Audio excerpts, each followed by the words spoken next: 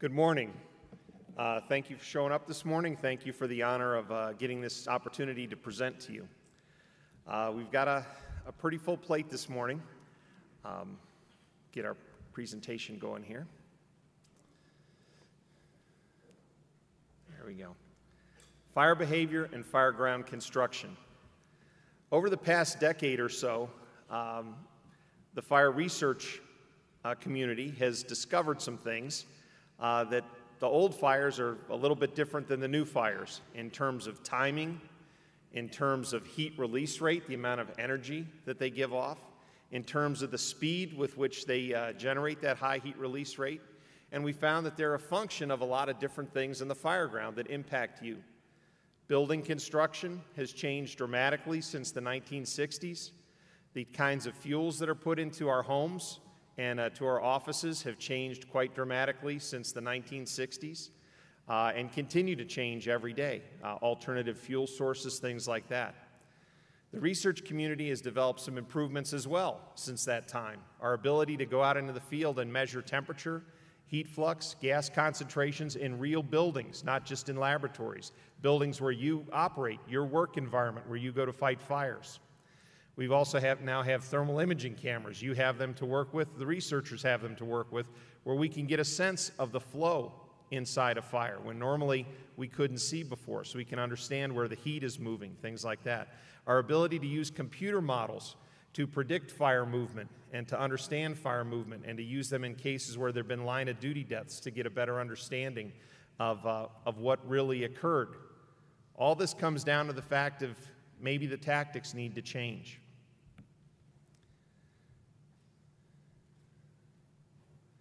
We have our outline today. Introduction, give you a little brief overview. We'll continue that. Talk briefly about fire behavior and structures. I'll introduce the Governor's Island experiments that were done with FDNY. And then Steve Kerber will get into the fire ground considerations, how you might consider changing tactics or adding tactics to your toolbox. And then we'll wrap up the research and hope that many of you can attend the workshops later today where we can go over this in more detail. Knowledge versus belief. Over time, the training books, training officers have sort of given the impression in many cases that ventilation equals cooling. Sometimes it does, sometimes it doesn't. In today's fuel-rich environment, it's turning out that in more cases, it doesn't. Actually, adding extra oxygen to complete the fire triangle makes the fire bigger, makes the hazard worse. There's a thought that exterior fire attack is only for defensive strategy. Well, currently, the way the books define it, you're defensive based on your position. If you're standing outside, it's defensive. If you're standing inside the burning structure, it's an offensive, offensive strategy. We believe that should be a different definition. It should be based on what direction are you moving in. If you're moving in, it's an offensive tactic. If you're withdrawing or moving out, then it's a defensive strategy. Basement fire attack should be from the top down. Well, you'll see today that when you think about it a little bit, you're putting yourself at the top of a chimney. And again, years ago, when most basements or cellars had very small windows, if they had any windows at all, that tactic would work very well. In modern structures, people like to have a lot of light. Walkout basements, emergency escape windows, things of that nature. Now, by putting a crew at the top of the stairs in a basement fire, if for some reason that glass should break, that could be the difference between them being alive or them being killed.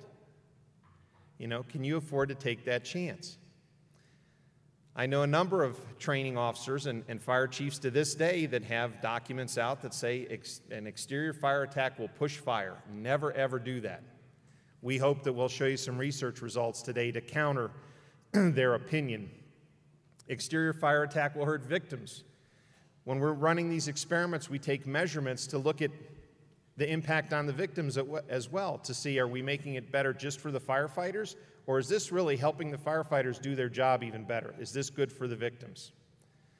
And some of the thinking right now is sometimes you cut resources on an engine company to support truck or rescue operations because the thought is that venting the building and searching is the best way to aid the victims?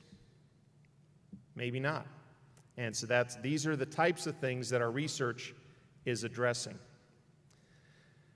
Currently, you have the best gear that any firefighters have ever had in history. Unfortunately, and I should say fortunately, the total number of firefighters killed on the fire ground, in past years anyway, this has been a very tough year so far, has been going down. The bad news is, so has the number of fires. Firefighting is typically somewhat of an apprenticeship opportunity, right? You go through an academy, you get a very small amount of fire behavior training, maybe on the order of 3 hours, because the real learning is going to happen in the field, right? It's going to be the experience that you gain from a senior person in the firehouse and going to the fires. That's how you're really going to learn the craft. That's how you're really going to learn how you fight fire. Well, the number of fires are going down, so you're not getting that experience, right? So it's important to look at fire dynamics, to look at some of the research to try to fill in those blanks. Because what we see here in this disturbing trend is the number of firefighters that are dying in traumatic deaths on the fire ground per 100,000 fires is increasing. This is absolutely the wrong way to go. We want to increase your safety. What are some of the surprises? Well, I'm sure many of you recognize the graph that's under the traditional fire behavior curve. That's been in the training manuals for decades. You have ignition, you have growth, you have a fully developed fire, and then you have decay. Well, that's true for basically a fuel-controlled fire. If we have a fire that has enough oxygen to just sustain itself, it will go through that cycle very nicely. So if we have a pile of pallets in the burn building that's pretty leaky, has plenty of air, it's going to do just that. You put a pile of pallets out in a parking lot, it's going to do just that. If we have a small fire in this auditorium that doesn't spread very well, it's going to follow that same curve. But if we have a fire in someone's living room or their bedroom, the amount of energy that's going to be released is incredible. And in order to release that energy, it has to consume oxygen. And so these petroleum-based products that we have in our home, polyurethane foams, polyesters, nylons, things like that, is going to consume the oxygen and put that fire into a very early decay stage.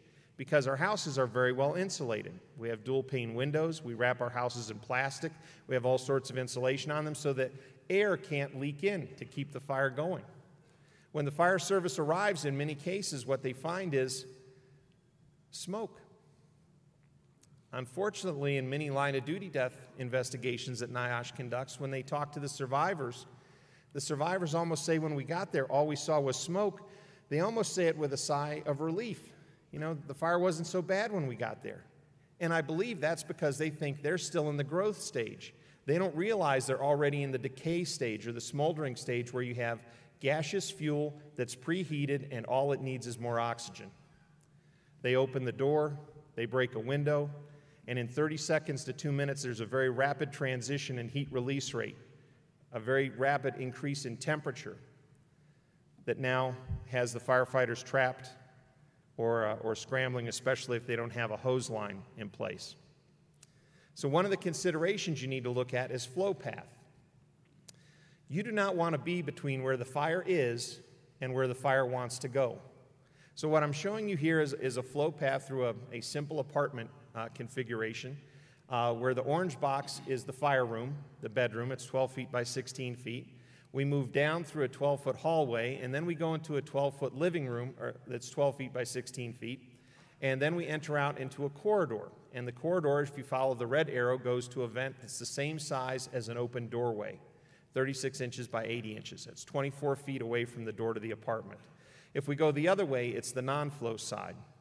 So we're going to look at the impact of ventilating that window, the inlet, and see how that impacts the fire flow and the heat release rate and the conditions throughout that apartment. So the fuel loads that we use are real fuels. These are not training fires, these are research fires. So we're using the fuels that you encounter on a daily basis. We're using the fuels that you have in your home. We want to get a sense for how much energy, or in a sense, how much hazard in terms of heat is produced by each of these fuel loads. So the plastic trash container that we're going to use for ignition, you see is 30 kilowatts. A chair at its peak heat release rate there is about 1.8 megawatts. So if you imagine your favorite chair at home with flames 6 to 8 feet above it, That's about a 2 megawatt fire. We have next the sofa that we were using, 2.5 megawatts at the peak heat release rate, and then a king-size bed is about 4 megawatts heat release rate. I should mention at this point that the minimum amount of energy to flash over a typical residential scale room with an open door is 2 megawatts.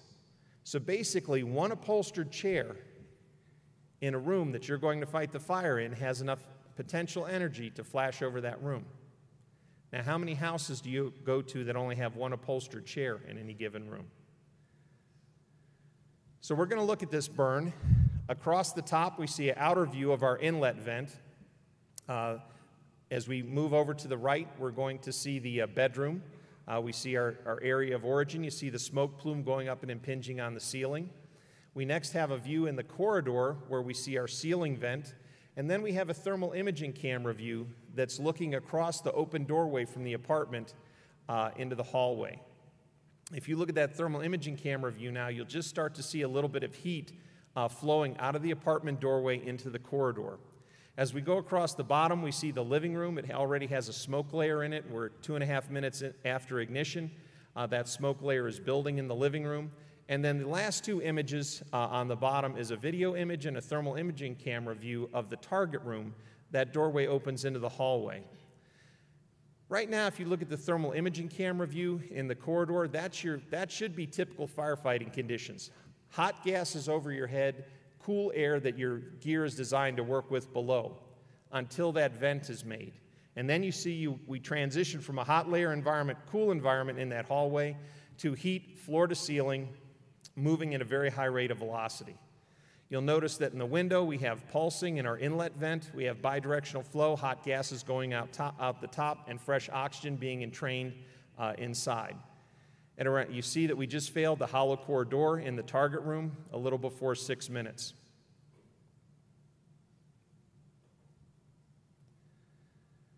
So this is what it looks like from an engineering perspective in terms of heat release rate. The heat release rate is moving along, and then you see the vertical line where we vent the window. So the heat release rate's on the order of about 2 megawatts. Once that window was vented and additional oxygen was supplied to this hot, fuel-rich environment, you see that the heat release rate within 60 seconds goes up to 14 to 15 megawatts. Right? What's your hose stream choice for a 2 megawatt fire versus a 15 megawatt fire?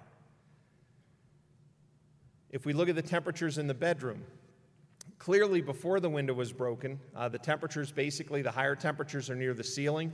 The lower temperature, the pink down there, is 1 foot above the floor. 1 foot above the floor, we're already at 500 degrees Fahrenheit. Clearly unsurvivable in that room of origin.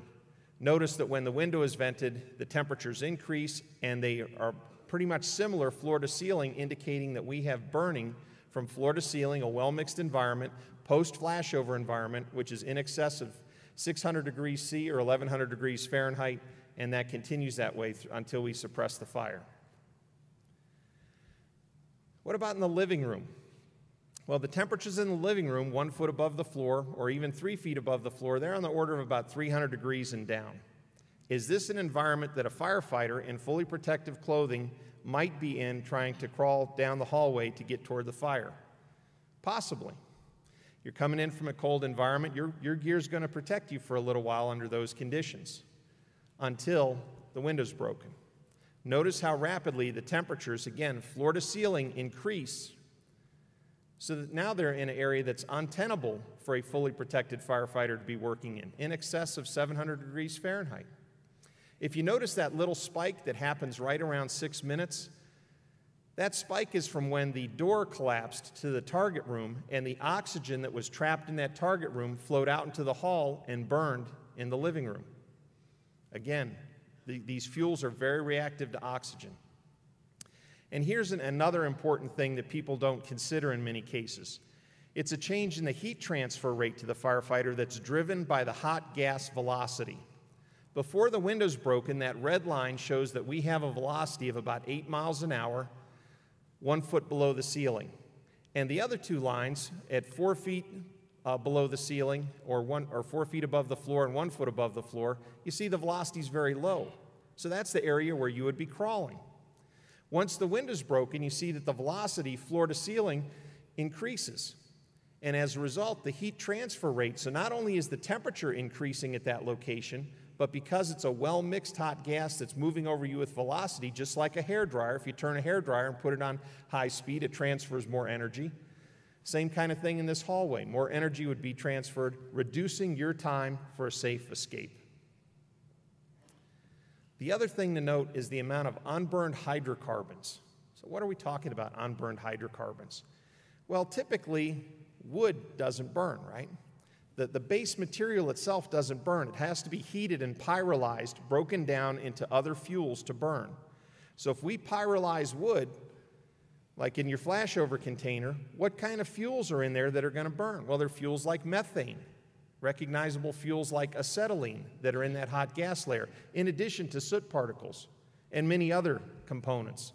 So what you see here is that even with the window broken, even with all the energy that's being released, even with all that incredible amount of hazard that's there, we still have 12% unburned gaseous hydrocarbon in the hot gas layer in the living room, the red line.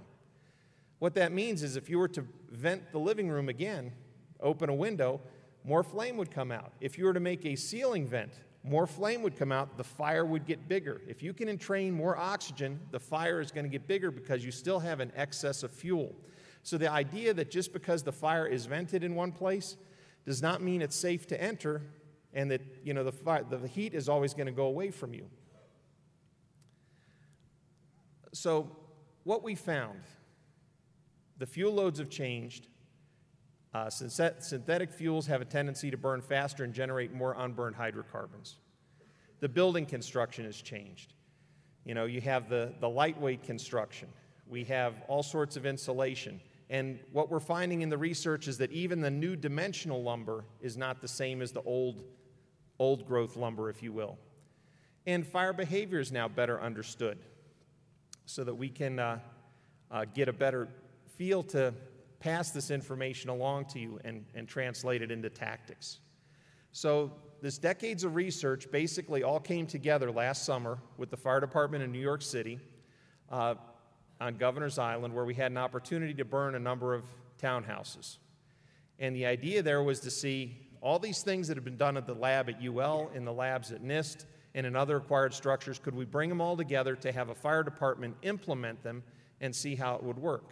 Sort of look at the current practice and compare it to the new practice. Looking at controlling ventilation and flow paths to reduce the occurrence of a ventilation-induced flashover. Examine the use of exterior fire attack to reduce firefighter exposures to high thermal conditions, and look at how all this would impact the tenability of any victims that were viable. So we have these row homes. Again, they were left in quite good conditions. They were identical. We had a 4-bedroom unit, and if you look at the 4-bedroom unit on the right, there's 2 bedrooms upstairs.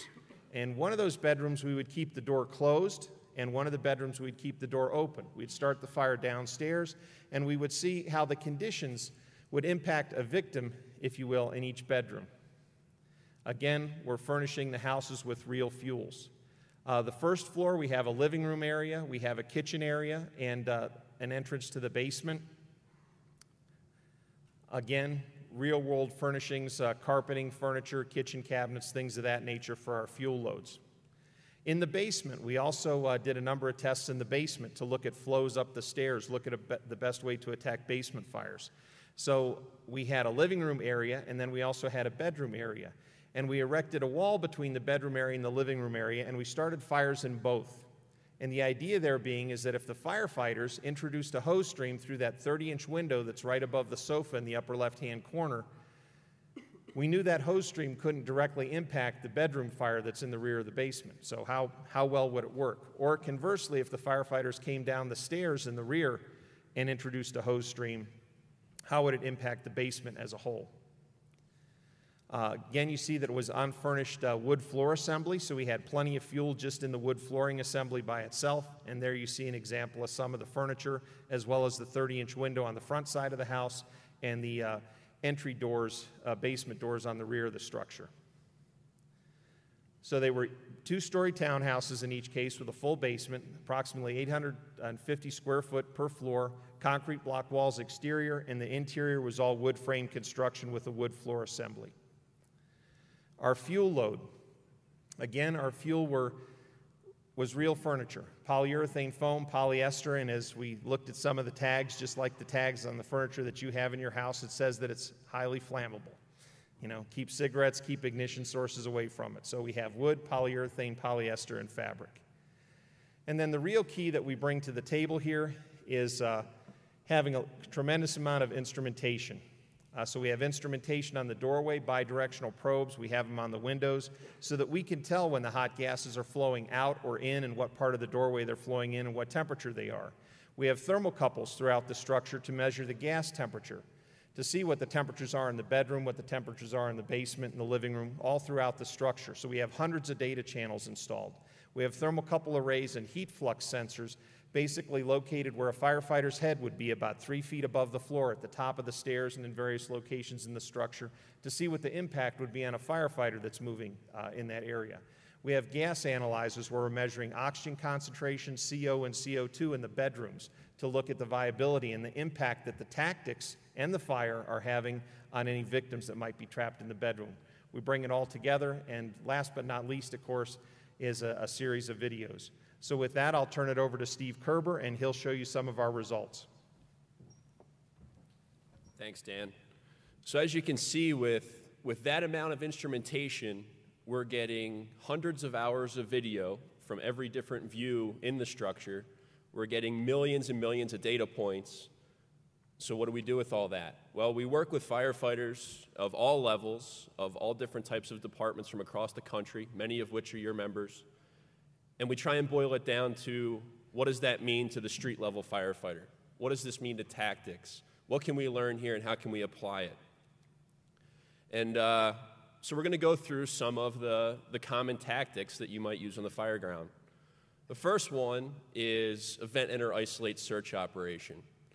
Here, adding the I to VEIS, emphasizing the isolation of that room that you're entering to understand the importance of cutting it off from the flow path.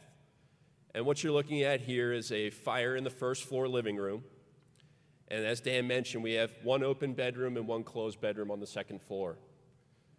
We're going to have the tower ladder go ahead and take the open bedroom, and you'll see that you don't get much flow out of that open bedroom. They reposition over to the bedroom with the open door, so it's now in the flow path, and you're going to see a very different result. You're going to see hot gases flowing from a high pressure to a low pressure, which is that window that got vented. And the thing that we have here is we have a cable running through the firewall from unit to unit attached to the doorknob, and you're going to see that we're going to be able to pull the door to that room closed, simulating a fire crew isolating that room, and you're going to see how conditions change. So figure they're making entry at this point, they're getting to that door, and you're going to see once that becomes isolated, the smoke in that room lifts, it becomes searchable, you gain visibility, and more importantly, you stop the impact of cool air in low, hot gases out high. So we can boil that down into this simple figure right here.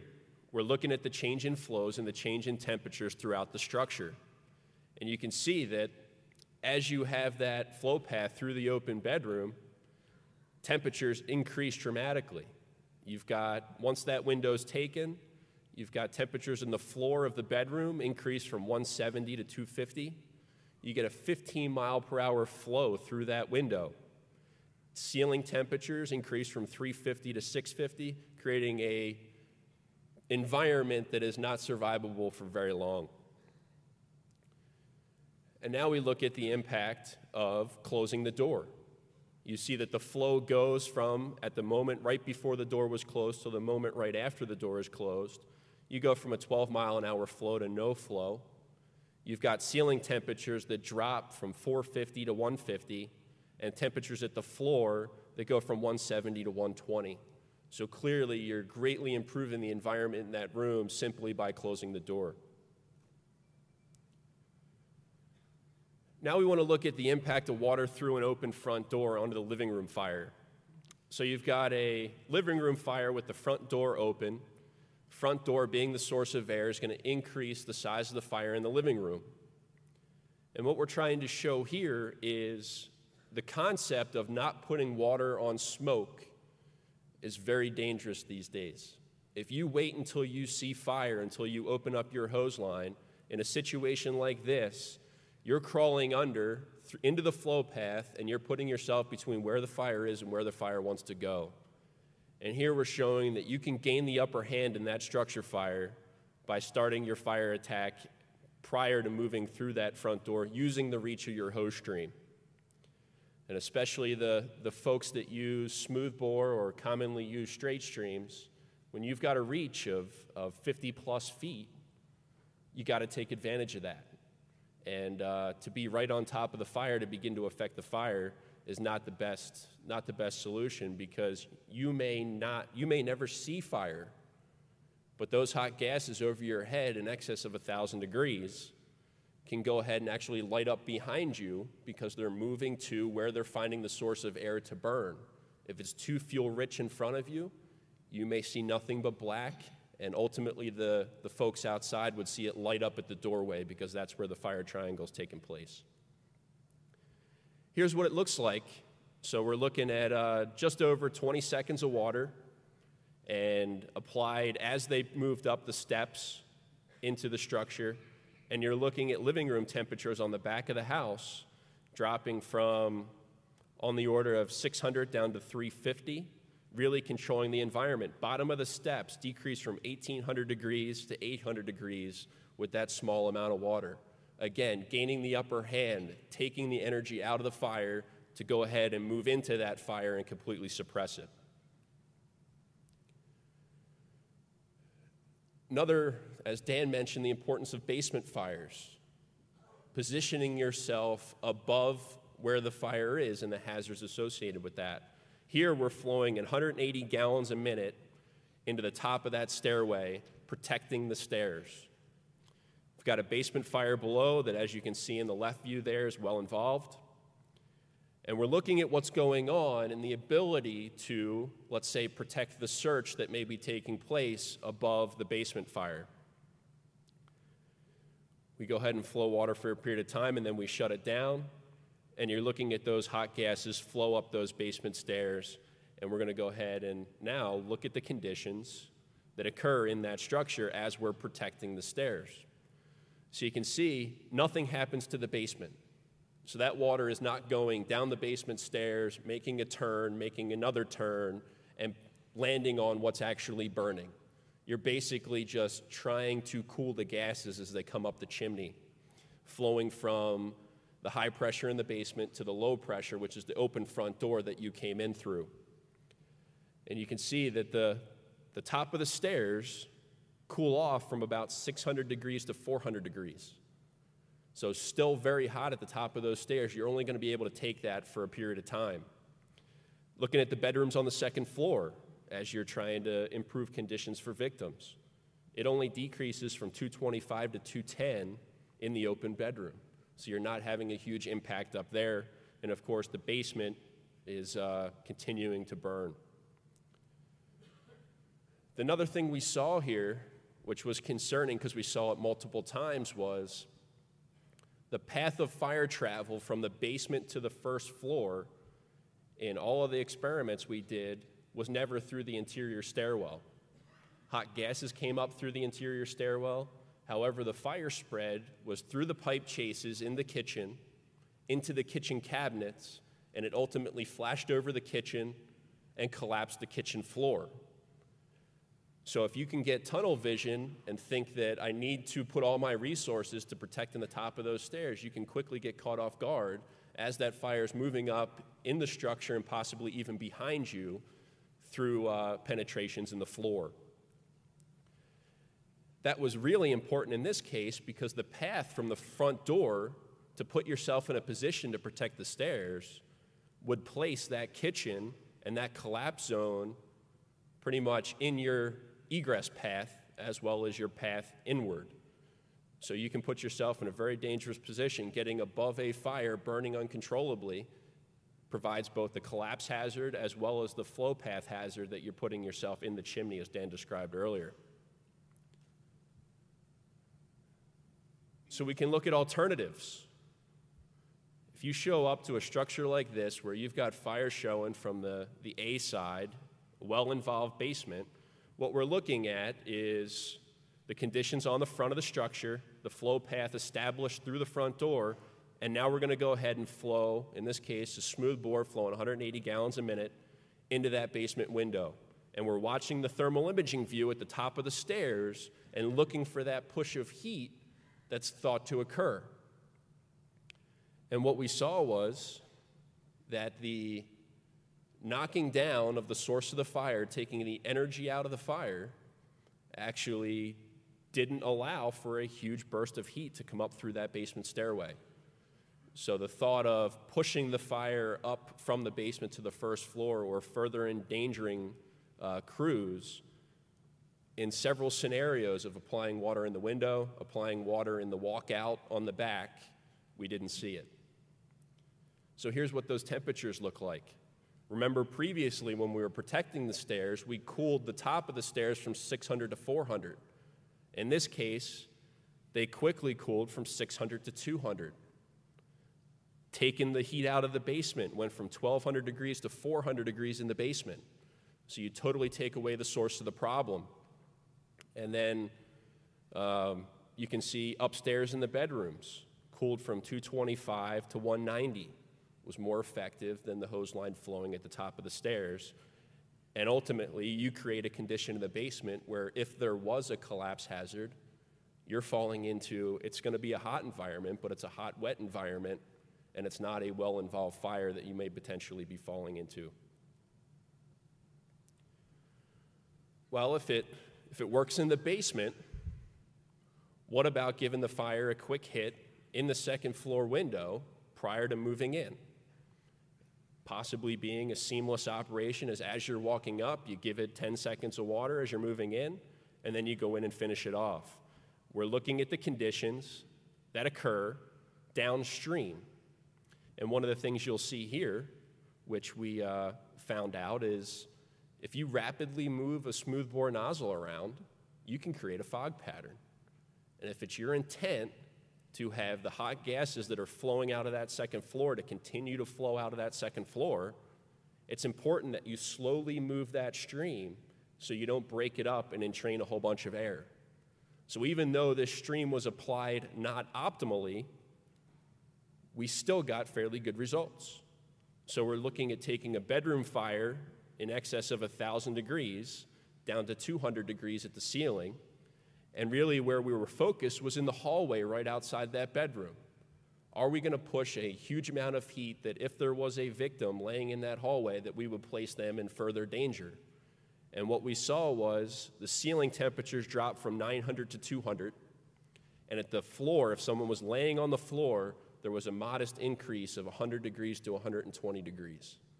But if you look at taking the amount of energy that they'd be subjected to from that hot upper gas layer, clearly the benefit of cooling that off is tremendous. We also wanted to look at vertical ventilation. So we wanted to look at a fire on the first floor living room that you can see in the top right view there. Open front door, so the fire is moving towards the source of oxygen on the front door, and we're going to go ahead and open up a roughly 4x4 hole at the top of the stairwell. The thought being, you vertically ventilate, it lifts the smoke off the first floor, and it cools things down. And you can see that once that vent was opened, more air is able to be drawn through that front door, increasing the size of that living room fire, and actually flashing it over, pulling it towards the front of the structure, and making very bad conditions upstairs. Then we went ahead and we closed the front door to take away the air inlet, just allow the vent to be an outlet. And we'll show you what that did to conditions. But again, it's the traditional, if I can open up high, venting equals cooling and things are going to get a lot better.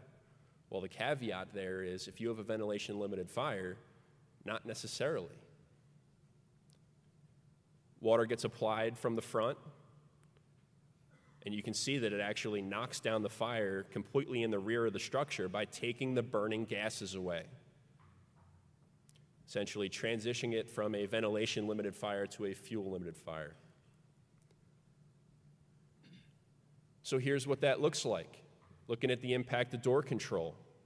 So if we have that vertical vent made and we control the front door, limit the fresh air going in, the bottom of the stairs slightly increase because we took away that fresh source of air. However, the top of the stairs drops by hundreds of degrees. The living room went from 1,700 to 1,200, 1,300 to 750. So by choking that fire, slows it down, allows your vertical vent to work a little more, and ultimately, once the water goes on the fire and you gain the upper hand, which means you're letting more out than that fire can create, things get better very quickly. So it's all about timing. It's not that vertical ventilation always makes things worse, absolutely not. But if you time it and coordinate it with your suppression, it's going to make things better very quickly. Here's what happens when you apply that water. So you apply that water from the front door, 25 seconds of water, and you can see the living room temperatures plummet from 1,500 to 250, and ultimately the top of those stairs from 1,200 to 400 in 22 seconds. So you're allowing that vertical vent to do what you intended to do, not just allowing fresh air in. You take the heart of the fire away, and your vertical vent will work for you very well. Look at the open bedroom drop from 1,500 degrees to 100 degrees in 20 seconds when you allow that vent to do what it's meant to do. So we've thrown a lot at you. I want to wrap it up real quick and talk about the key points. And so all the experiments were consistent with what we've seen in previous research. At this point, we're in the hundreds of full-scale fires that we've seen the same themes over and over again with controlling the air and applying water. And increasing ventilation needs to be well-timed in order to work for you. Flow paths are very important. Understanding where you are in between where the fire is and where the fire wants to go, and understanding that you've got two levers you can pull. You can control the air, or you can apply water to make it safe to be in that area. Exterior fire attack. Starting your attack as you move in or prior to moving in, implementing an offensive strategy, moving in to finish the fire off. You can't just sit at a window and flow water and expect the problem to go away. You want to give it a quick shot, you want to gain the upper hand, you want to make it safe for your crew to move in, and you want to move in and you want to finish it off. And again, we saw this over and over and over again, and in a lot of places this isn't new, regardless of what you call it, whether it's transitional attack, blitz attack, quick water, softening the target, there's a million names for it. What we want you to understand is what's going on with the fire dynamics when that takes place. Use the reach of your stream, don't be directly underneath the problem. Impact on building occupants. We see this over and over again, that taking the heart of the problem away makes things better throughout the structure. And ultimately, we're looking at this to be implemented as your crews see fit, see how it impacts your standard operating procedures, add tools to the toolbox, make you think critically as to what you see on the fire ground and piece the whole thing together. It may not just be one point of view that's telling the whole story. And hopefully we interested you enough with the scratching of the surface here. Dan and I both have a website that you can visit to get a whole lot more information.